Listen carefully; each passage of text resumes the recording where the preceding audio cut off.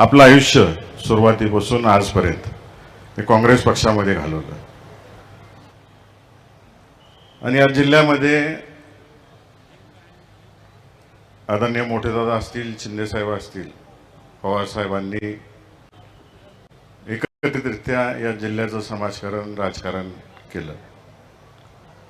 अनेकांना प्रश्न पडला होता की हा कार्यक्रम का आयोजित केला. शिंदे साहेबांचा 84व्या वाढदिवसानिमित्तच का आम्ही हा कार्यक्रम घेतोय. अलीकडे आपण पाहतोय देशामध्ये, राज्यामध्ये राजकारणाची परिस्थिती काय झालेली आहे. देशामध्ये पंडित जवाहरलाल नेहरू साहेबांपासून ते आतापर्यंत वाजपेयी साहेबांपर्यंत जर आपण बघितलं, महाराष्ट्रामध्ये बघायला गेलं तर यशवंतराव चव्हाण साहेब असतील, नाईक साहेब असतील, वसंतदादा आहेत, विलासराव देशमुख साहेब असतील, आदरणीय पवार साहेब, गोपीनाथ मुंडे, आदरणीय गडकरी साहेब, जयंत पाटील साहेब, आदरणीय दादा, यांनी जे आपल्या राज्याचं राजकारण केलं. सोलापूर जिल्ह्यामध्ये आदरणीय सहकार मंडळांनी केलं, गणपतराव देशमुख साहेबांनी केलं, परिचारक मालकांनी केलं, नामदेवराव जगताप साहेबांनी केलं, प्रमोद दादा मानेंनी केलं, काळदे साहेबांनी केलं, मर्दा वकील, रतनचंद शाह साहेब, जाडभोकेताई, सोपल साहेब, राजन पाटील, या पिढीपर्यंतचं जर राजकारण आपण आपल्या जिल्ह्यातलं बघितलं तर या सगळ्या लोकांनी इलेक्शन पुरतं राजकारण केलं. नंतर आपला जिल्हा मानून या जिल्ह्याचा विकासाचंच हित डोळ्यासमोर ठेवलं. म्हणजे देशापासून खालपर्यंत जर आपण पाहिलं तर या लोकांनी जनता ही डोळ्यासमोर ठेवली. राजकारण कधी आणलं नाही विकास कामाच्या बाबतीत, परंतु 2009 सालापासून चित्र बदलत गेलं. मग ते आपल्या सोलापूर जिल्हा असेल, राज्याचं राजकारण असेल किंवा देशाचं राजकारण असेल, पूर्वी मतभेद असायचे लोकांमध्ये. आपल्या जिल्ह्यात तर मी जवळून पाहिलेलं आहे, वैचारिक मतभेद असतील खरपोटाने नुसत्या गुदगुल्या व्हायच्या. परंतु अलीकडे अशी राजकारणाची प्रवृत्ती झालेली आहे की गुदगुल्या करायला गेले की नखं बाहेर काढतात आणि वरबाडे करून रक्त काढतात. अशी परिस्थिती आपल्या जिल्ह्याच्या राजकारणाची, राज्याची आणि देशाची झालेली. आणि अशी स्थिती झालेली असताना आज जी पिढी समाजकारणामध्ये, राजकारणामध्ये यायला लागलेली 18 ते 25 वयोगटातली, त्यांना हे पूर्वीचं राजकारणच माहीत नाही.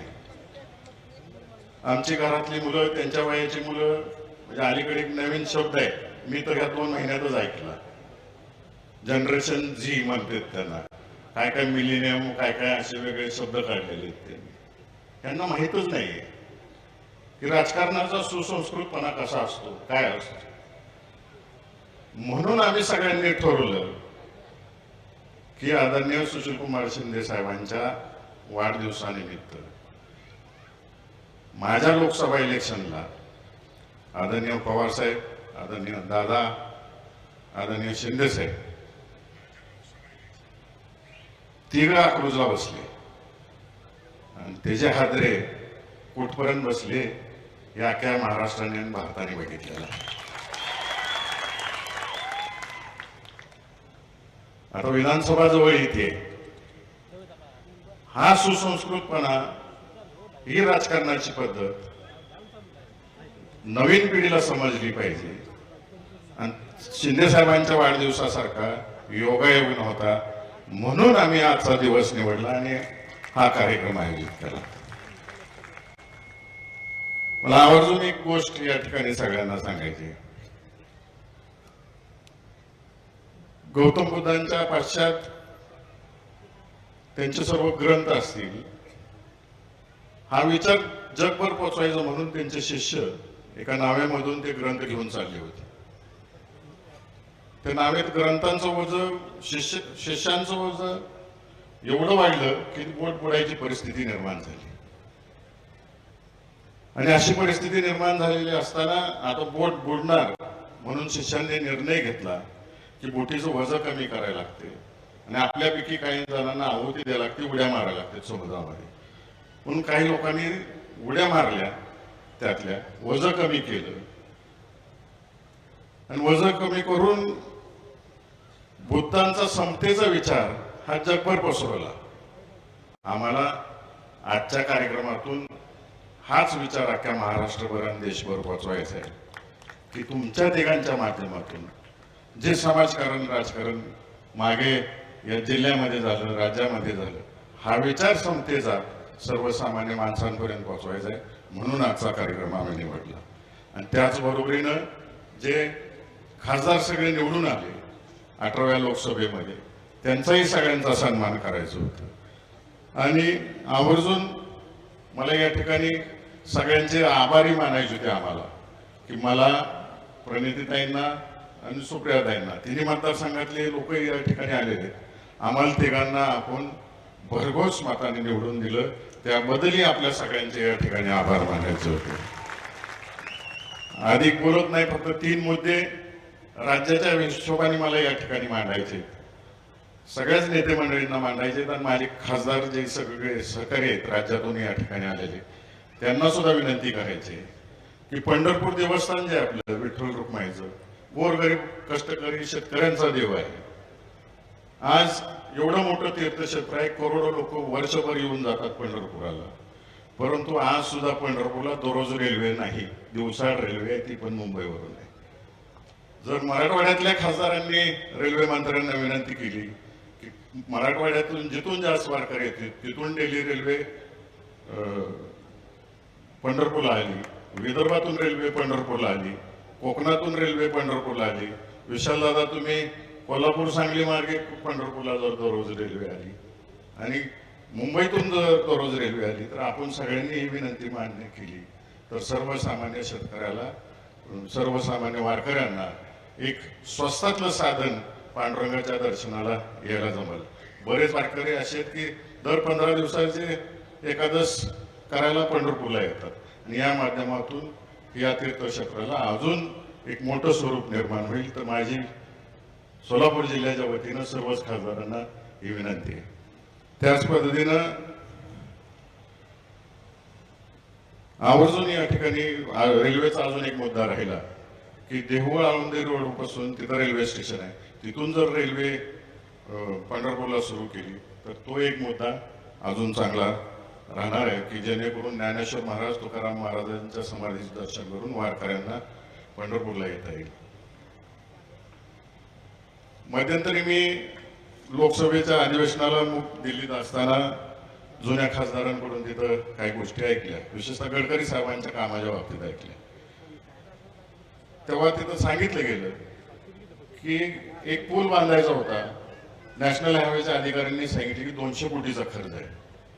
मग गडकरी साहेबांनी IIT जेवढ्या भारतातल्या आहेत त्याचे प्राध्यापक आणि जे हुशार विद्यार्थी आहेत त्यांना तो एक टास्क दिला की अमुक अमुक पूल बांधायचा आहे, 200 कोटी आमच्या डिपार्टमेंटच्या लोकांनी खर्च सांगितलेला आहे, तर हा खर्च कमी कसा करता येईल याच्यावरती अभ्यास करा. IITच्या प्राध्यापकांनी आणि त्या विद्यार्थ्यांनी त्याच्यावरती अभ्यास केला आणि 200 कोटीचा पूल फक्त 90 कोटीत पूर्ण झाला, एवढी बचत झाली. या माध्यमातून मला आदरणीय जयंत पाटील साहेबांना मागणी करायची, बाळासाहेब थोरात साहेबांना मागणी करायची की आता आपलं सरकार येणारच आहे विधानसभा इलेक्शन. महाराष्ट्रात अनेक दुष्काळी तालुके आहेत अजून सुद्धा, तर देशभरातील IITच्या या इंजिनियर लोकांना महाराष्ट्रातला जो अतिवृष्टी होणारा जो भाग आहे, इथलं जे वाया जाणारे पाणी आहे ते पाणी कृष्णा भीमास्त्रीकरण असेल, अजून काही तशा काही योजना करता येत असतील तर महाराष्ट्रातला कुठलाच भाग आपला दुष्काळी राहू नये असं या IITच्या लोकांना रिसर्च करायला हवं आणि महाराष्ट्र शासनाने ती योजना उचलून सर्वसामान्य जनतेपर्यंत, शेतकऱ्याच्या दारापर्यंत पाणी कसं पोहोचेल या दृष्टिकोनातून आपण सगळ्यांनी प्रयत्न करावेत. जाता जाता फक्त एक विषय सुचला, अनेक शेतकऱ्यांबरोबर बोलत असताना मी आपल्या सर्वांना या ठिकाणी तो वाचून दाखवतो. साहेब, शेतकऱ्याला माल घेत असताना कीटकनाशक असेल, यंत्र असेल, बियाणं घेत असताना प्रत्येक गोष्टीवर जीएसटी भरायला लागतो. परंतु शेतकऱ्याला कुठे जीएसटीचा परतावा मिळत नाही. उपस्थित सगळ्यांनाच मला विनंती करायची,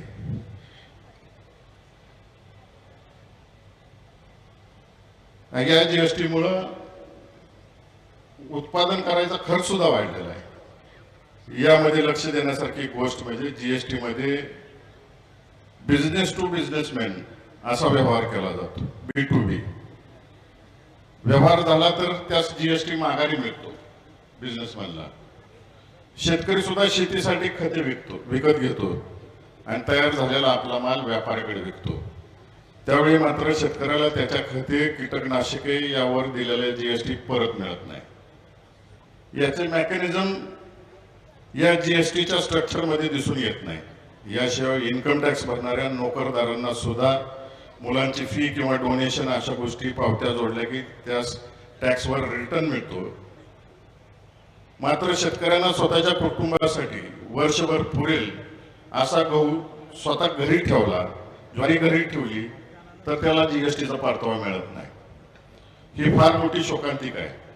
तर मला सगळ्यांना विनंती करायची आहे की आपण अर्थमंत्र्यांकडे मागणी करू, शेतकऱ्याला सुद्धा जीएसटी नंबर काढायला मिळाला पाहिजे.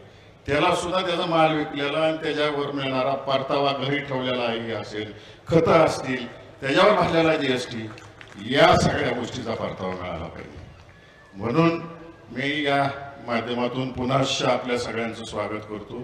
आपण सगळ्यांनी वेळ दिली, आमच्या नवीन पिढीला एक आदर्श निर्माण करून दिला या लोकसभा इलेक्शनच्या माध्यमातून. जिल्ह्याचं समाजकारण असेल, जे राज्याचं समाजकारण, राजकारण असेल, एक नवी दिशा, तुमच्या सगळ्यांच्या संस्काराची दिशा ही आमच्या पुढील पिढीला मिळावी म्हणून हा घाट आम्ही घातला.